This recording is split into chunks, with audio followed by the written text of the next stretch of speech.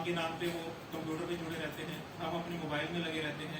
हमारे बुजुर्ग भी, अब उनको भी आदत पड़ गई है कि वो अपने मोबाइल के अंदर कुछ ना कुछ देखते रहते हैं, सीखते रहते हैं, या फिर टाइम पास के लिए देखते रहते हैं। इससे मैं इस निष्कर्ष पे आया हूँ कि जहाँ ज्वाइंट फैमिली में हमारा परिवार हमें हमसे संबोधित करता था कि हम ये कर देंगे, हम वो कर देंगे, जिसमें हम अपने बुजुर्ग की मानते थे, इतनी मानते थे कि उन्होंने जो फैसला कर दिया हम उस फैसले पर अडिग रहते थे, चाहे हमारे को कुछ नुकसान हो चाहे फायदा। लेकिन आज के टाइम में सारे परिवार के मेंबर धीरे धीरे मैं के हिसाब से अपने आप को मैं के कह के संबोधित करते हैं। मेरे लिए अच्छा है, मेरे लिए अच्छा नहीं है, मैं ये करूँगा, मैं वो करूँगा, जो हमें सबसे पूरे परिवार से अलग करता जा रहा है, जिसके कारण समाज में परिवार में दूरियां बढ़ती जा रही हैं। और इन दूरियों के कारण समाज में जो अलग दिक्कतें आ रही हैं कि बच्चे मैं करके परिवार से कट जाते हैं और गलत संगति से अगर जुड़ गए तो उनका फ्यूचर खराब हो जाता है। और बुजुर्ग जो बच्चों पे नजर रखते थे वो उनकी यही नजर रखते थे गलत संगति में ना पड़े, अच्छी आदतें फॉलो करें। आज के टाइम में हमारे भारत जो वर्ष है, हमारा भारत देश है, ये जनसंख्या के मामले में नंबर 1 आ गया है। हमने चीन को पीछे छोड़ दिया और हमारी जनसंख्या का एक कंसिडरेबल पार्ट सीनियर सिटीजन का है।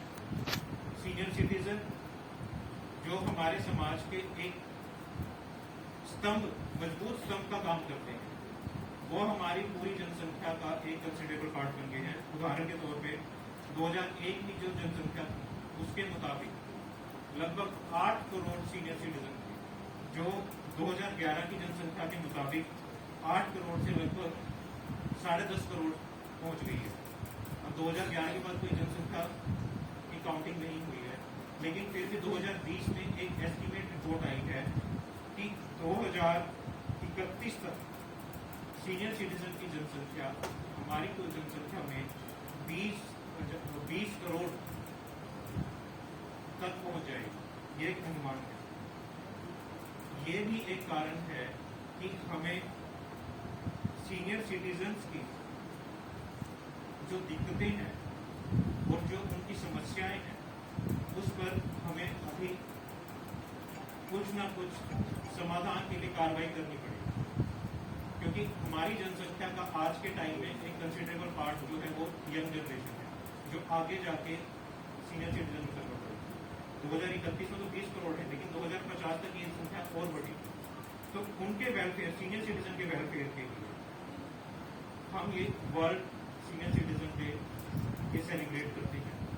इसका मेन उद्देश्य जो है वो है सीनियर सिटीजन की जो समस्याएं हैं उनके समाधान पर कार्रवाई करना। इनकी समस्याओं के मैं कुछ एग्जाम्पल दूंगा।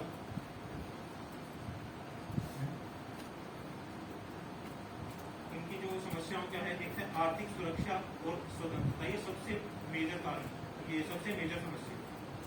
सामाजिक अलगाव, अकेलापन समस्याएं, स्वास्थ्य समस्याएं, मानसिक शारीरिक तनाव, ये बुजुर्गों की कुछ मुद्दे हैं।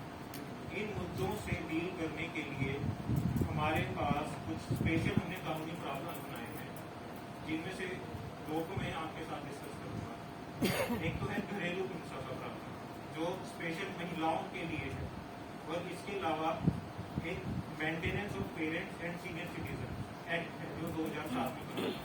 ये दोनों स्पेशल प्रोविजन, इनके स्पेशली इंट्रोड्यूस करने का मतलब ये कि हमारे जो मौजूदा कानून थे, जो पुराने कानून थे, उनमें कोई प्रावधान नहीं। इन कानूनों में जो रेजोल्यूशन है वो क्विक है, इसलिए हमें नए कानून इंट्रोड्यूस करने पड़े। इसमें डोमेस्टिक वाले जो महिलाओं के लिए है, उसमें घरेलू हिंसा का क्या उदाहरण है, मैं सिर्फ उदाहरण दे देता हूँ। घरेलू हिंसा में एक तो मारपीट, गाली गलौज, आर्थिक तंगी, ये तो मेन मुद्दे हैं। इसके अलावा जबरदस्ती शादी करना, पढ़ाई न करने देना आदि इस तरह के मुद्दे हैं जिसमें आप डोमेस्टिक वायलेंस में दरखास्त दे सकते हैं।